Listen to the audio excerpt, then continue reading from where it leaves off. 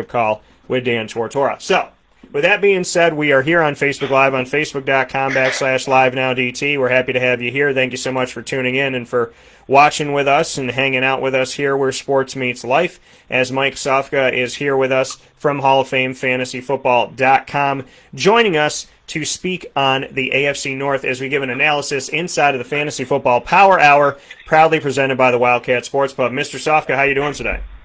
Awesome. How you doing, Dan? Doing very well, sir. So we miss your beautiful face, and we will be able to see it soon, and we're going to get that all set and ready to go for this upcoming week. We have obviously missed you here. We've heard that you have been in quarantine and been keeping yourself safe, not from Corona, but from others. What can you tell us about why you're in your bunker right now? Well, I don't know if you've noticed, but this football season is going to come at us fast and hard if we're able to have a season indeed. There's the recent proposal that they play no preseason games, so there's not as much opportunity to scout and evaluate players. So I'm going in depth. I've been just isolated, and I put myself in a position where I should know more about every player by the time kickoff of the NFL Week 1. We might even do a quiz where you can ask me like where they played high school football and what was their favorite color as a kid growing up. I am going to know everything about these guys, and that's what I've been doing.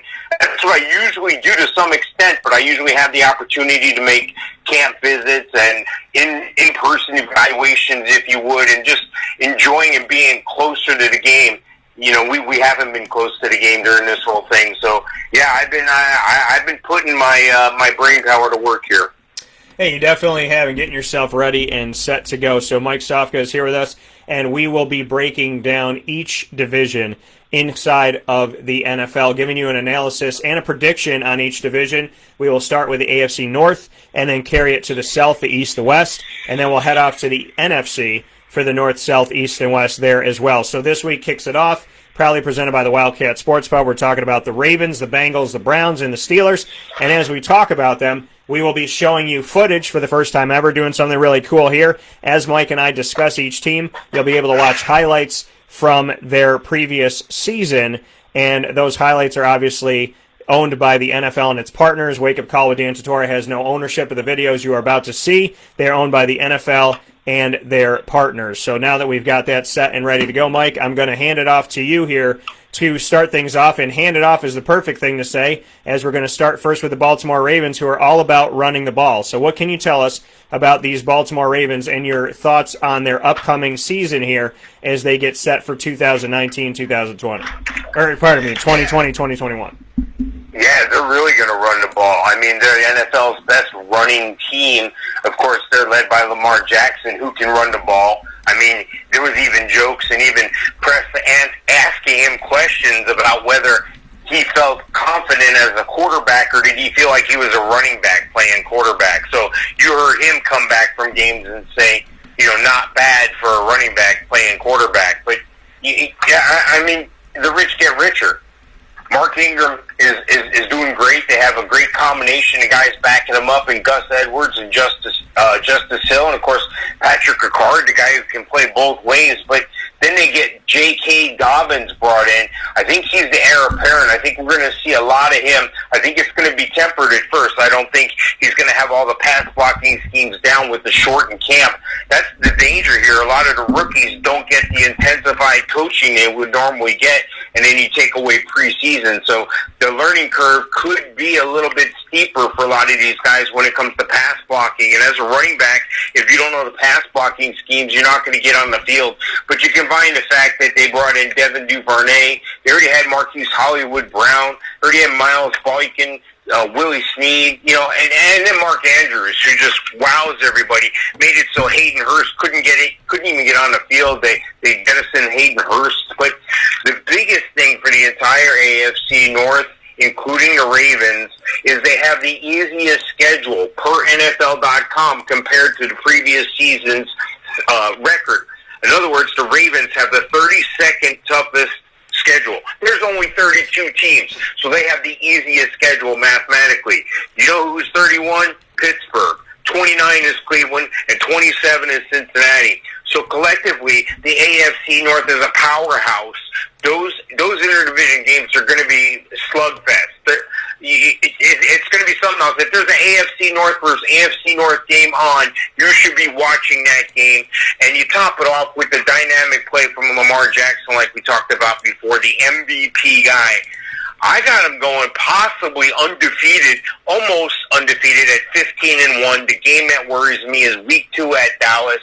The Vegas lines have them at 11.5 as a total wins, but I have them winning 15 games here.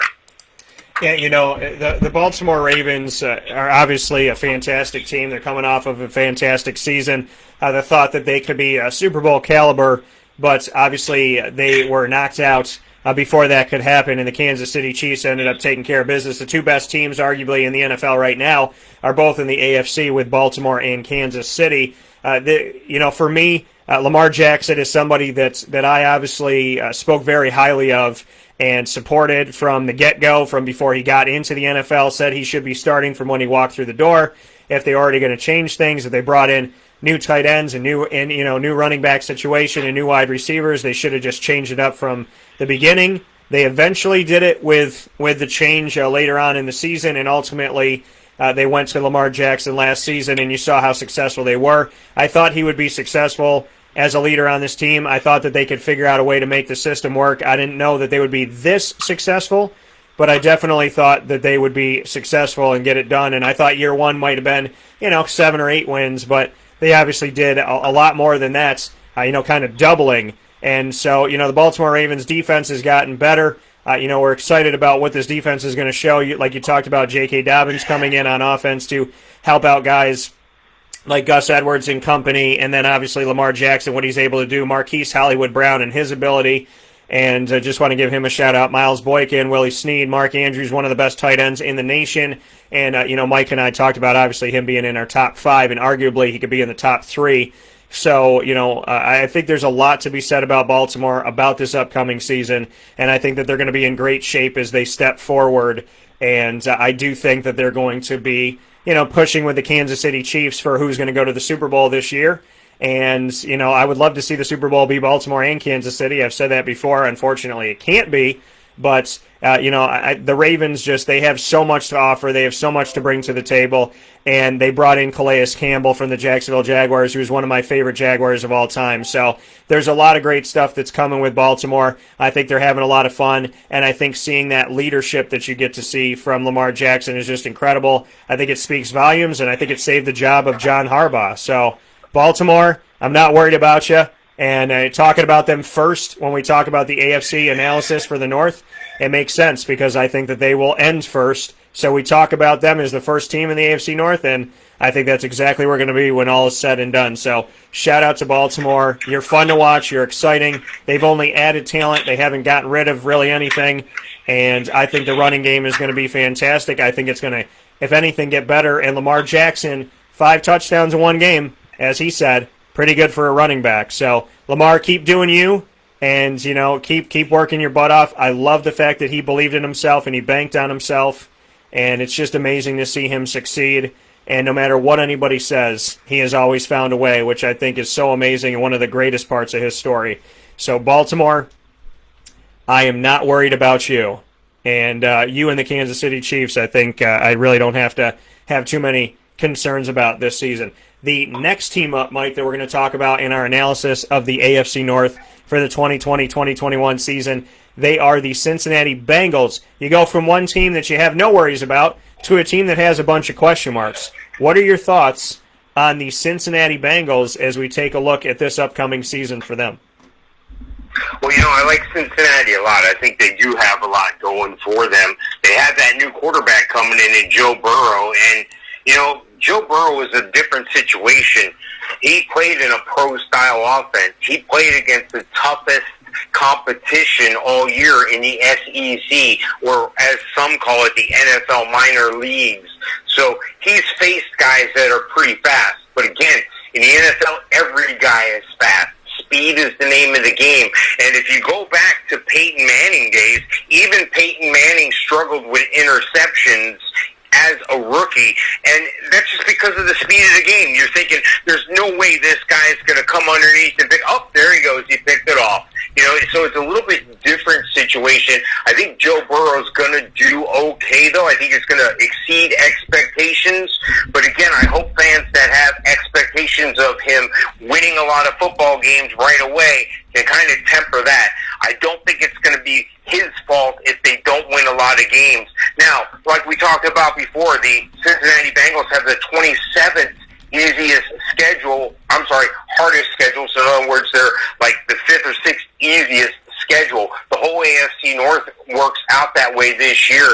But again, I don't think Joe Burrow's going to have too many problems. I think he's going to be a steady Eddie mid-range quarterback to start. Joe Mixon, on the other hand, here's a guy that can run the ball like a beast.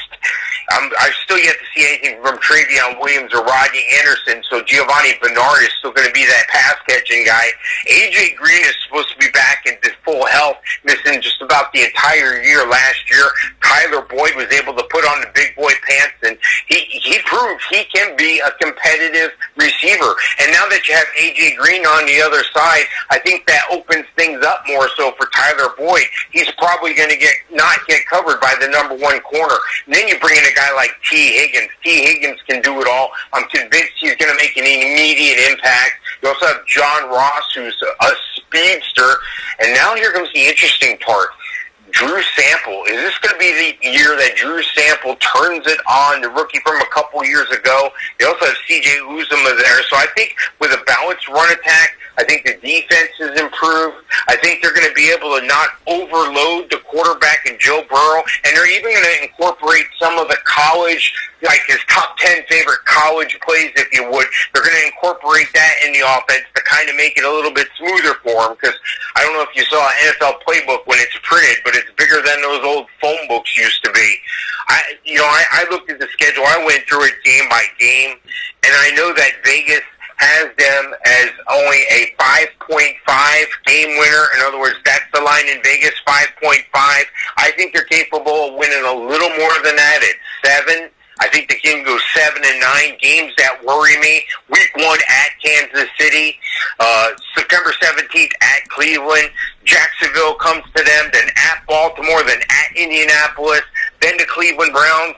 Then Pittsburgh, at Pittsburgh, I think that's a potential loss. And then later on in December, when they host Pittsburgh, I think that's a potential loss. And when they host the Ravens the last week of the year. But that game could be tricky and could go either way. Supposing the Ravens do go undefeated or 15-1, they may be at a point in the season where they decide to rest some players. So that'll be interesting then.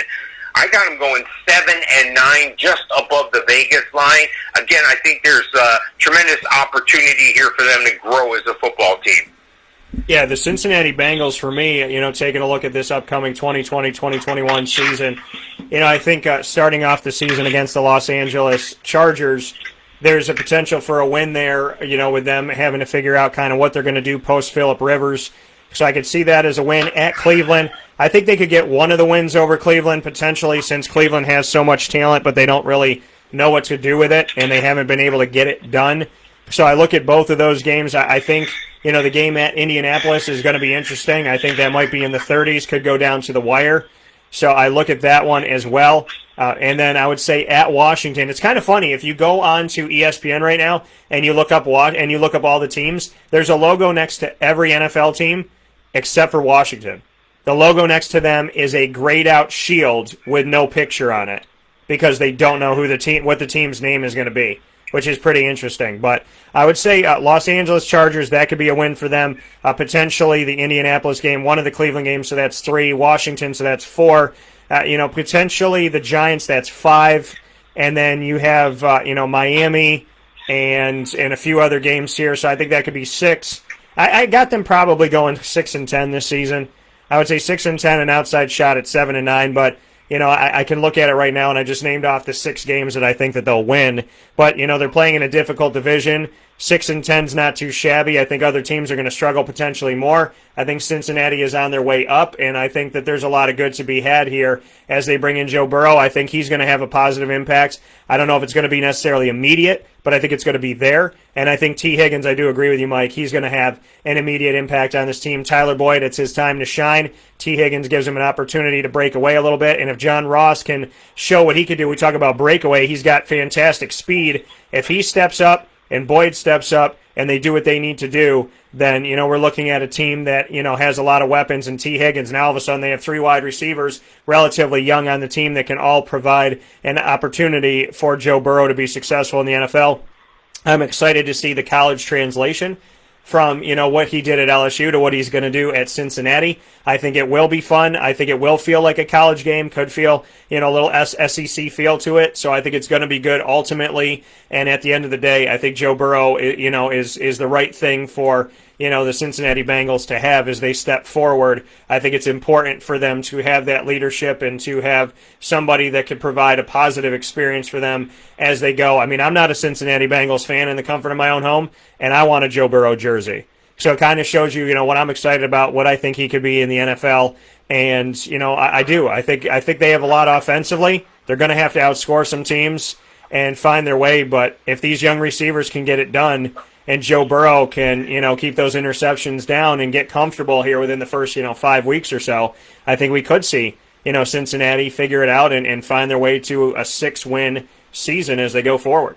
Mike and I, speaking of going forward, are going to take a step aside for a fast break. When we come back, we will have the other half of the AFC North. We'll be talking about the Cleveland Browns, and then we'll get into our conversation on the Pittsburgh Steelers as Mike Sofka and myself, Dan Tortora, inside of the Fantasy Football Power Hour, proudly presented by the Wildcat Sports Pub on 3680 Milton Avenue in Camillus, New York, bringing you an analysis of every division for the 2020-2021 season, with each week being a different division. This week starts it off with the AFC North, speaking on the Ravens, the Bengals, the Browns, and the Steelers. We'll have more about this right after this fast break. And, of course, in the meantime, you could join us on the Winning Fantasy Football group on Facebook. Go to Winning Fantasy Football in the Facebook search bar, and you will find us there. That is Winning Fantasy Football.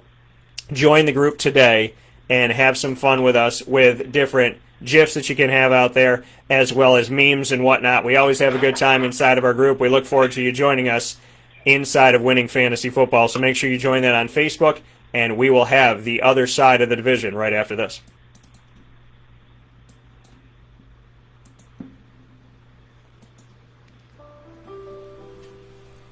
Avicoli's Restaurant, located right at the corner of Route 57 and Wetzel Road, is proud to be your local neighbor, growing with you for over 20 years. We're open 7 days a week for lunch, dinner, and drinks. For takeout, delivery, or catering, call us at 315-622-5100. When you order online and use our promo code ADS10, you will save 10% on your online purchase at myavicolis.com. And make sure to join us monthly for our live on-site broadcasts centered around Liverpool athletics. Avicoli's, your local, trusted neighbor right at the corner of Route 57 and Wetzel Road.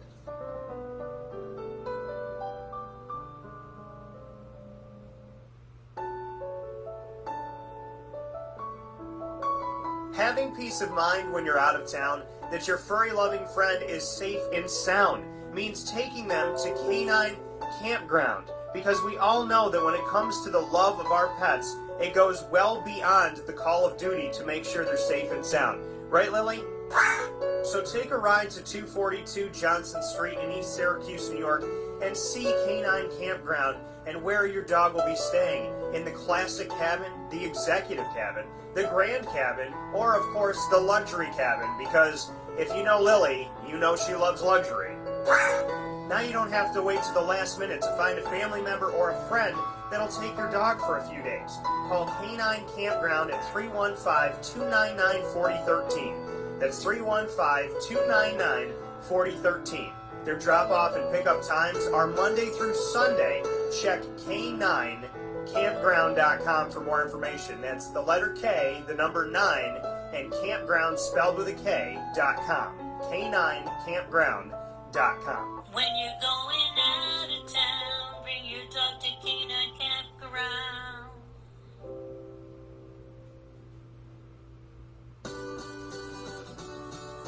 Trapper's Pizza Pub, located on 5950 Butternut Drive in East Syracuse. Right off of Bridge Street is your local community supporter right around the corner. Join us on site at Trapper's Pizza Pub for our live monthly broadcast supporting Central New York student athletes and their sports programs. Call 315-438-4444 for more information. And find us on Facebook and Instagram at Trapper's Pizza Pub. Trapper's Pizza Pub, your local community supporter, right around the corner.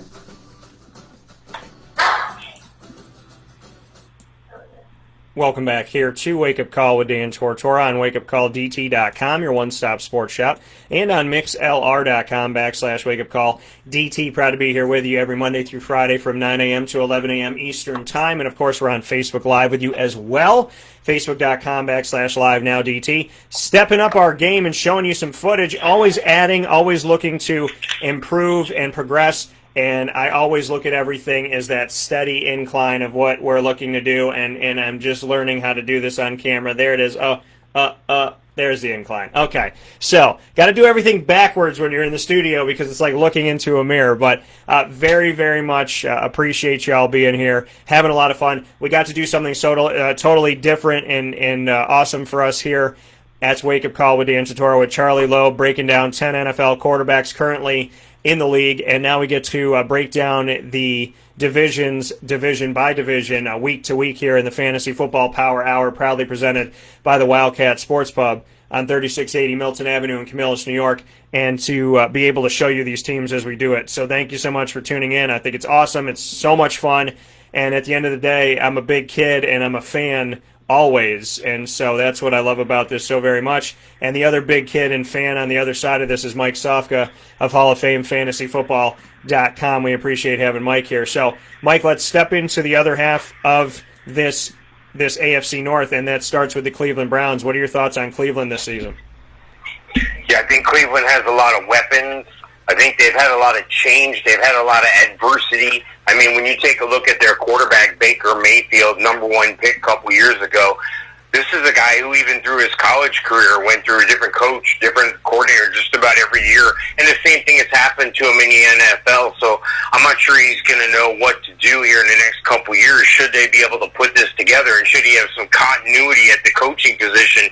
But Baker Mayfield is where this offense is going to start and finish. It's about his productivity. It's about what he can do. And he has the weapons around him. He has Nick Chubb. Nick Chubb last year was one of the best running backs in the league, yards per carry. He exceeded expectations, even with Kareem Hunt breathing down his neck after Week 10.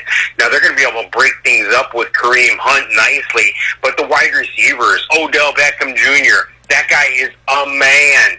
If he can get his head right, the guy that can help him get his head right is Jarvis Landry, his old buddy, his old college pal. Well, you know what? I don't think that they're done there, because what did they do? They weren't quite happy with David Njoku. They brought in Austin Hooper. Austin Hooper comes in. This guy was a catching machine in Atlanta. They bring him in, and Njoku all of a sudden wants a trade. Why? Because they also drafted Harrison Bryant. So Njoku is in danger of not even making a roster. Look for them to make a trade. It's just with these shutdowns, everything has slowed everything down personnel-wise as well in the NFL. But I don't think Njoku's long for the Cleveland Browns. Look, they have the weapons.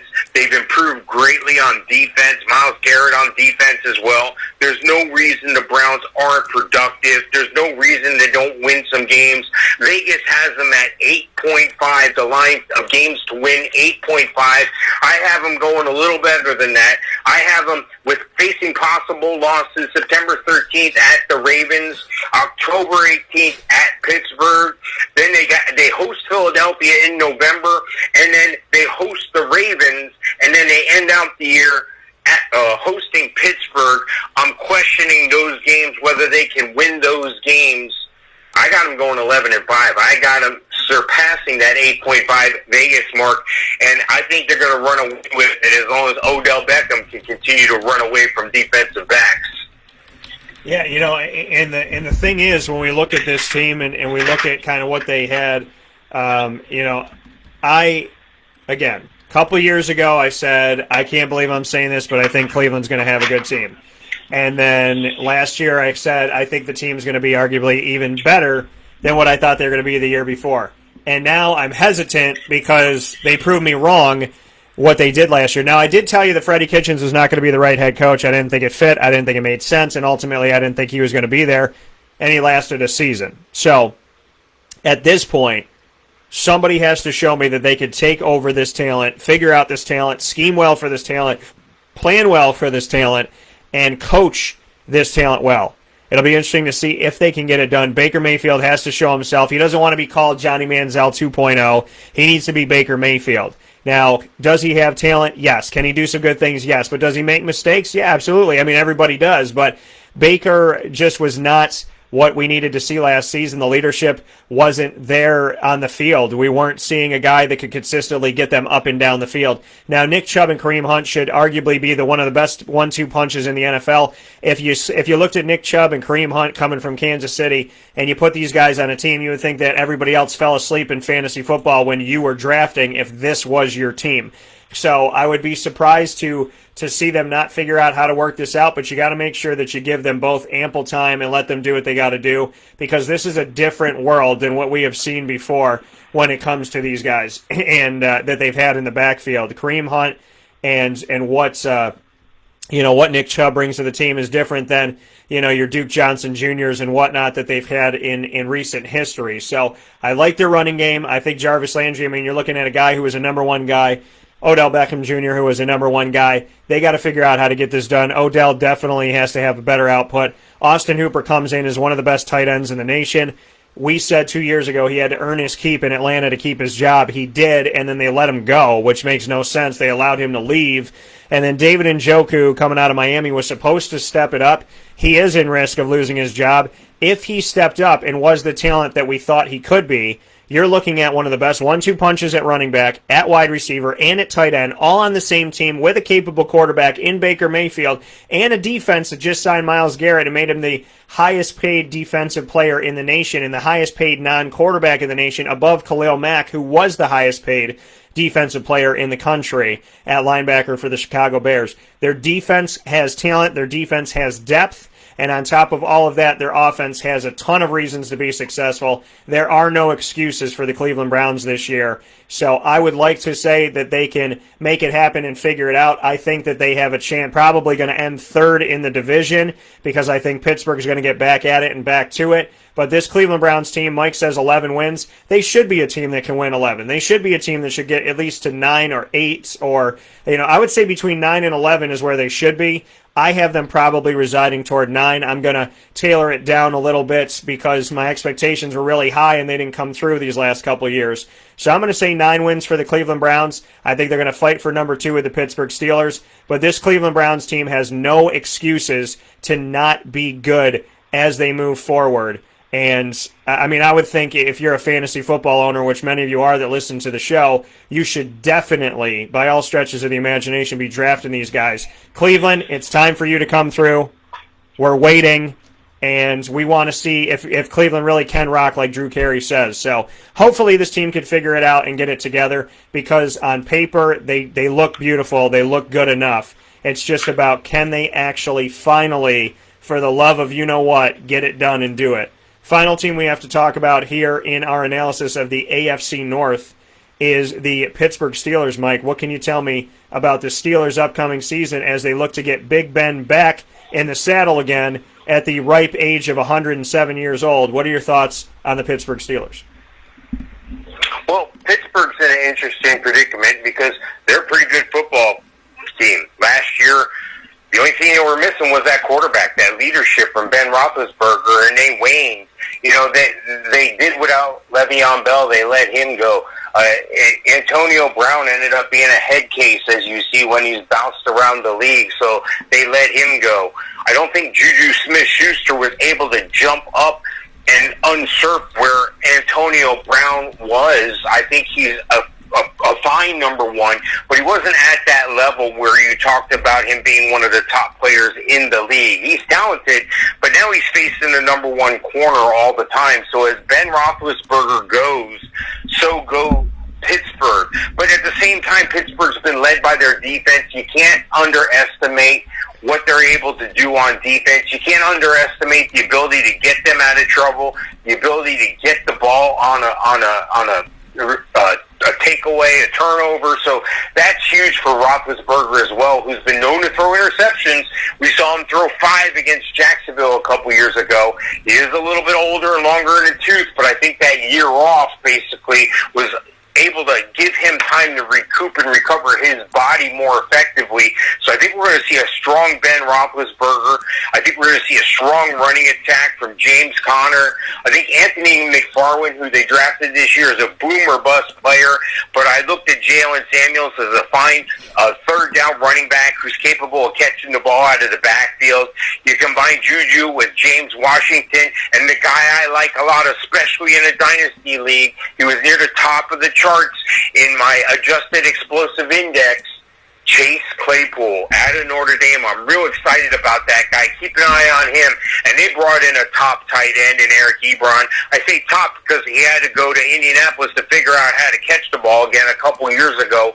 Look for Ben to hook up with him, and they still have Vance McDonald.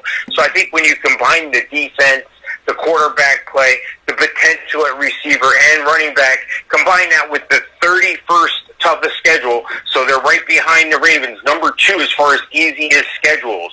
Now, the Vegas line is 9.5. Vegas says they're going to win at least 9.5 games. I went through the schedule. The first game that worries me is New Orleans at home. They're playing New Orleans in Pittsburgh, but Drew Brees is notoriously doesn't play well on the road, so I'm going to give them the benefit of the doubt there, and they're not going to face a loss till October 25th at Baltimore, then a couple weeks later at Dallas, and then they're going to host Baltimore. Those games are all problematic. I got them going possibly 12-4, more likely 13-3, second to the Ravens in the division. I like Pittsburgh a lot this year. I think they're going to do fine for your fantasy teams as well. Yeah, the Pittsburgh Steelers, again, they have a lot of talent, and, they had to play the season last year with Mason Rudolph and Devlin Hodges because they didn't have, Big Ben for the majority of the time, which was greatly unfortunate to not have Big Ben out there. And as they go through this, like you said, you don't think they're going to have a loss until October 25th. The games that they have are at the New York Giants on September 14th, at home against Denver September 20th, at home against Houston September 27th, at Tennessee on October 4th. October 11th, home against Philly. October 18th, home against Cleveland. And then they have Baltimore on October 25th on the road before they have a bye this season. So, arguably, yeah. I mean, I think it's a win over the Giants, a win over the Broncos, potential win over the Houston Texans. Tennessee's going to be tough because Tennessee plays spoiler to a lot, but a win over Philadelphia, Cleveland. I can agree with you that 5 to 6 wins of those 6 games can happen to start off the season for Pittsburgh. So you look at them going 5-1 or 6-0 to start off the season, puts them in a good situation. Then they got to play Cincinnati twice after their bye. The Dallas game could go either way. So you have that. You got Washington. You got Buffalo. You got Indianapolis. So there's a good chance we could see a 10 or 11 win Pittsburgh Steelers team, which is why I said that I believe the Cleveland Browns are going to be fighting the Pittsburgh Steelers for the right to second place in the division behind only Baltimore. And if Baltimore does what I believe they can do, I got Baltimore first. And then I have the Steelers with getting 10 or 11 wins, which gets them over the 9 that I gave to Cleveland and the 6 that I gave to Cincinnati, which puts everybody where I think they're ultimately going to end up. Big Ben is questionable for the start of training camp. So is Mason Rudolph, which leaves Devlin Hodges running the offense at the beginning of training camp, whenever that begins, if that is to happen. James Conner and Jalen Samuels are there. Anthony McFarland gets brought in, and Benny Snell. 4 running backs plus Trey Edmonds. You got 5 guys that can carry the ball and make it fun there, and you got a fullback in Derek Watt. Awesome stuff there for them. Juju Smith-Schuster is back. Deontay Johnson is there for you, a young guy. James Washington's got to prove himself. Chase Claypool, Ryan Switzer, who came from the Tar Heels of North Carolina, who I covered there. Deion Kane from Clemson, that I covered in Clemson. 2 guys that are little sneaky picks that can get some good things done and do some good things on this team because they have a quarterback like Ben Roethlisberger. If Ben stays healthy, we're looking at the arguable best offensive line in the country, one of the best offensive lines in the country. We're looking at a defense that's getting better. Minkah Fitzpatrick, Terrell Edmonds, Joe Hayden, T.J. Watt, Bud Dupree, Cameron Hayward, and on and on and on. plus all the offensive players that I mentioned. This should be good for your fantasy. It should be good for your reality. And ultimately, I think it should bring the Pittsburgh Steelers to 10 to 11 wins this season that will just slightly edge them above the Cleveland Browns to get second place and a hopeful opportunity for a wild card spot in this year's NFL playoffs. Mike, this has been exciting.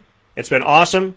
It's just the beginning of our predictions and our thoughts on the analyzing all of these divisions. We'll have the AFC South next week with the Jacksonville Jaguars, the Houston Texans, the Indianapolis Colts, and the Tennessee Titans. Any final thoughts on the division for the AFC North? Yeah, I think it's very possible. Like we talked about, being the combined strength of schedule is very weak. Again, Cincinnati 27, Cleveland 29, Pittsburgh 31, and Baltimore 32. So collectively, the easiest schedule. Do we get 3 teams in the playoffs out of this? I just, if I'm playing against the AFC North team, I'm worried. And if there's an AFC North versus an AFC North game on TV, I'm watching it. And of course, for all your fantasy football needs, hit me up. Check me out at HallOfFameFantasyFootball.com. Check out the Facebook at Winning Fantasy Football. That coming from Mike Sofka. Once again, HallOfFameFantasyFootball.com. In our group on Facebook, Winning Fantasy Football. Join the group today. That is Winning Fantasy Football. You can search that in your Facebook search bar, and you will find us right there for you all the time. Mike, as always, I appreciate the expertise. I appreciate your time. I look forward to seeing you soon face-to-face down in the sunny, beautiful state of Florida. And as always, stay safe, stay well, and we'll look forward to talking with you soon. All right, Dan. Thanks. Talk to you next time. Okay, that coming from Mike Sofka here on Wake Up Call with Dan Tortora, hanging out with us here this morning. Appreciate him being here with us every Wednesday between 10 a.m. and 11 a.m. Eastern Time, where sports truly meets life. And today we got to do our Fantasy Football Power Hour, proudly presented by the Wildcat Sports Pub, as always, weekly. And the AFC North analysis and predictions came to you. We have Baltimore 1, Steelers 2 to me, Cleveland 3, and the Bengals 4. Mike thinks that the Browns can win 1 to 2 more games than I have them winning, but ultimately pretty much residing in the same place with us, believing that Baltimore is not only going to lead the division of the AFC North, but potentially lead the entire nation of 32 NFL franchises into the promised land of a potential run at the Super Bowl this year. But, obviously we could hear, Kansas City have something to say about that. With that being said, we'll take a step aside for a final fast break on today's broadcast of Wake Up Call with Dan Tortora. When we come back, we will wrap up today's show, get you ready for the rest of the week. Can't believe we're already stepping into Thursday. So appreciate your time on this earth, folks. Appreciate your blessings. We'll be back after this fast break listening to these great partners that we have in Central and Upstate New York, and always support CNY.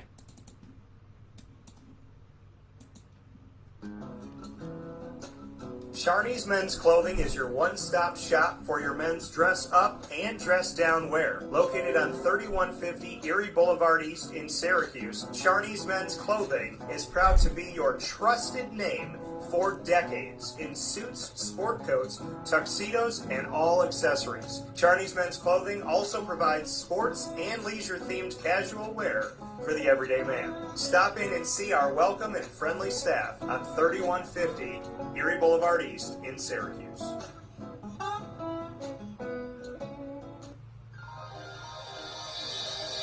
Ma and Pa's Kettle Corn and Popcorn Factory, located on 201 7th North Street in Liverpool, is home to over 40 flavors with more than 200 flavors in their total wheelhouse. Sky's the limit for this sweet and savory Central New York company. Keep it local at your parties, fundraisers, wedding showers, baby showers, and more by calling 315-450-MA-PA. That's 315-450-6272 for popcorn bars with custom flavors and colors at your upcoming event. Make sure to visit them on 201 7th North Street in Liverpool, New York. And for more information, go to maandpazsnacks.com. Ma and Pa's Kettle Corn and Popcorn Factory.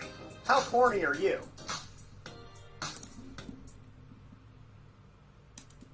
The Millhouse Market on 3790 New York 13 in Pulaski, New York is worth the drive every time. Make sure you download their app before you get on that drive, and you can order as you go. and head off to them, whether you're living in Pulaski, living near the area of the Millhouse Market in Pulaski, or if you have to jump on the 481 and go and visit them. The Millhouse Market is a perfect place for you to go. It doesn't matter what foods you like. They have a little bit of everything, and their homemade recipes are absolutely, positively fantastic. There is nothing like the Millhouse Market, and that is why I'm so grateful that not only do they work with us, but that they are in our community of Central and Upstate New York. I just got for the first time ever their pizza, the steak and blue. I usually get the bee sting. I got the steak and blue yesterday with my mom, and it had a blend of cheeses as well as steak. It had pear on it, balsamic.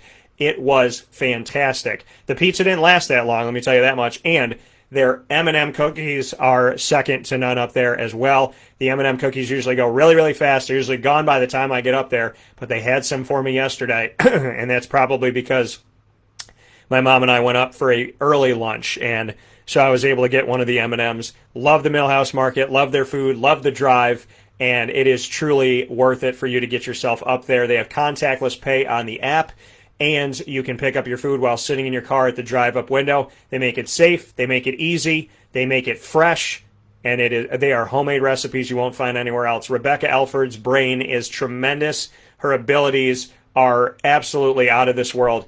And whenever somebody tells you you can't be, you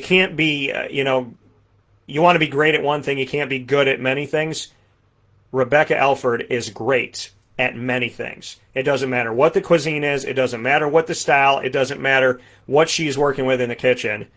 From the pizzas to the breads to the sandwiches to the salads to the desserts, everything, to the crepes, everything at the Millhouse Market that I have had has been absolutely amazing, and I've wanted to go back and get it. And whenever I think I found my favorite, now I like the steak and blue, so now I feel like I need to go back and get that. So for a place that keeps giving you favorites every time you go there, the Millhouse Market, plenty on the menu, right at your fingertips. Make sure that you download their app on the Google Play or Apple App Store, and you head out to 3790 New York 13 in Pulaski, New York for the Millhouse Market. Worth the drive every time.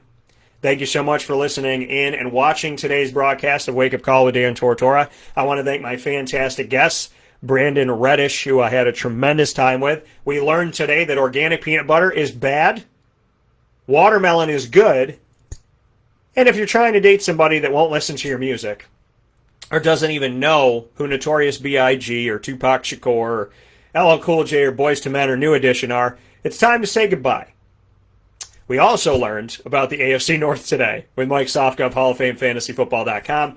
He joined us inside of the Fantasy Football Power Hour, proudly and always presented by the Wildcat Sports Pub, our home for all things fantasy football, our drafts, our parties, everything that we do, watching the games at the Wildcat, 3680 Milton Avenue in Camillus, New York. Make sure you call the Wildcat to order today and support local, 315-487-2222 for delivery and curbside pickup. That's 315-487-2222. They are open as well inside, and you can go to see them at 3680 Milton Avenue in Camillus, New York. Thank you to Mike Sofka of Hall of Fame FantasyFootball.com. Join our Facebook group, Winning Fantasy Football, today. It is free and it's easy to do on Facebook. Just search Winning Fantasy Football. And beyond that, I want to thank all my partners in Central and Upstate New York for everything that they do. Carvel DeWitt, as well as the Wildcat Sports Pub, Honda City of Liverpool, the Millhouse Market, Avicoli's Restaurant, Ma and Pa's Kettle Corn and Popcorn Factory, Chick-fil-A Cicero, Canine Camp Dog Daycare, Borio's Restaurant, Canine Campground Dog Boarding, Trapper's Pizza Pub, and Charney's Menswear and Tuxedos. I am starving now that I've spoken about food on the show, and Ma and Pa's Kettle Corn and Popcorn Factory can quench that snack that you need to go out and get. Head to 201 Old 7th North Street in Liverpool, New York, and get your favorite flavor of kettle corn today. And I'm going to tell you, you think you know your favorite flavor? You probably don't, because there's so many flavors. There are things you wouldn't even think to make kettle corn flavors of, and they have.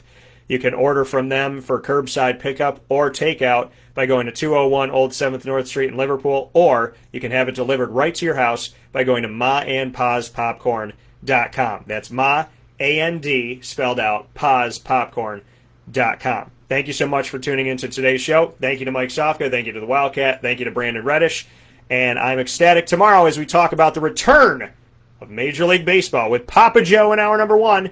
And in hour number 2, we'll be joined by another Syracuse alum. We've been filled with them throughout the 17 years I've broadcasted. I have covered Syracuse in some way, shape, and form. And this week we have had a plethora of Syracuse alumni on the broadcast, and we always do. Robert Welsh, defensive end in Syracuse history, will be joining us tomorrow in hour number 2. And on Friday, obviously, we have the annoying moment of the week. The annoying moment of the week. We have lead, learn, evolve, ad-lib, and deliver with Juanita Ward. We will also have the top dog of the week announced, and we will have Matt Rowe of Syracuse basketball history, who is now in our community with State Farm. And I'm excited to have Matt on the broadcast as well. So with all that being said, have a great day. Find us on Facebook at WakeUpCallDT, Twitter at CallDT, and Instagram at WakeUpCall_DT. Always on WakeUpCallDT.com. And my parting words to you are always here. God bless. No stress. Do your best. I'll talk to you all soon. Be good and take care of yourselves and be good to each other.